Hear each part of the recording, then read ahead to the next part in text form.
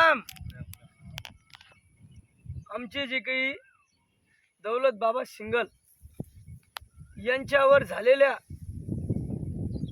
अन्याय जे काही रंगापिल्ला सावकारांनी केला होता त्या काळात आमचे जरा थोडा संघर्ष बी झाला होता त्यावेळेस, पण मग तुम्ही एकटे पडले होते. पण जो काही अन्याय झालेला आहे आपल्यावर, तर मी तर ज्यांनी अन्याय केला त्याला सोडणार नाही.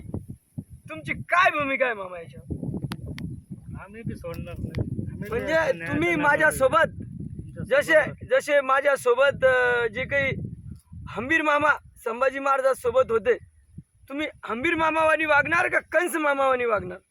हंबीर मामाने वागू ना. हंबीर मामावानी म्हणजे हंबीर मामावानी तुम्ही लढाईला भक्कम आहे तलवार घेऊन, का गणूजी शिर्केवानी वागणार?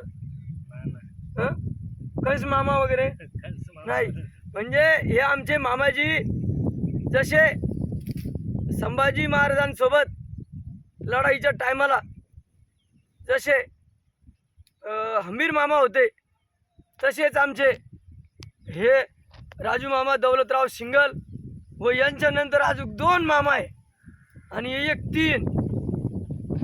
रंगा टेन्शन घेऊ नको, तू गोळ्या घे आणि नीट राय.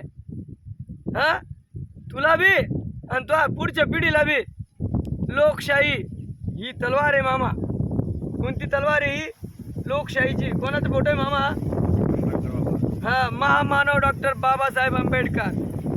मामा तुम्ही संघर्ष केला होता, उपोषण केलं होतं, तेव्हा ती लढाई अधुरी राहिलेली आहे. म्हणून रंगा आम्ही लढणार आहोत माझ्यासोबत. आता आमच्या तलवारी आहे, काळजी करू नको. या लोकशाहीच्या पेनानं जो काही रंगापिल्ला सावकार आहे, जो गोरगरिबाचं रक्त पितो, आमच्या तुकाराम मामा यांचं सुद्धा त्यानं रक्त पिलेलं आहे, गरीब वगैरे. पण काळजी करू नका, या पेन रूपी तलवारीनं राक्षस रूपी जो सगळ्यांना गरीब लुबाडणारा रंगापिल्ला सावकार आहे, याचा आम्ही लोकशाही पेनानं कागदोपत्री त्या राक्षसाचा वध करणार आहोत.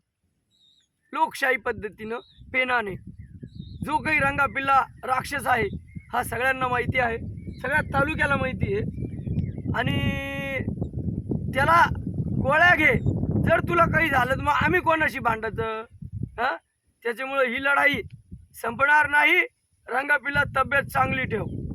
तुला तुझ्या आरोग्यासाठी चांगले आरोग्य राहो हे आमच्या शुभेच्छा आहे. तू फक्त 3 टाइम खाय आणि गोळ्या घे. आणि तो जे पिल्ले आहे त्या पिल्ल्याला बी सांग, रात्री वित्री दारू बिरू पिऊन सरकारने काढलेल्या चाऱ्या बंद करू नका, नाही तर गुन्हे दाखल होईन. आता गुन्हे दाखल केल्याशिवाय मी शांत बसणार नाही आहे.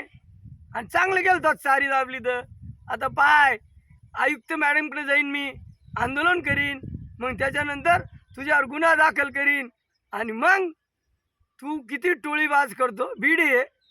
अरे हे स्वर्णपालेश्वर पायथ्याशी डोंगर दाखव रे, डोंगर दाखवला.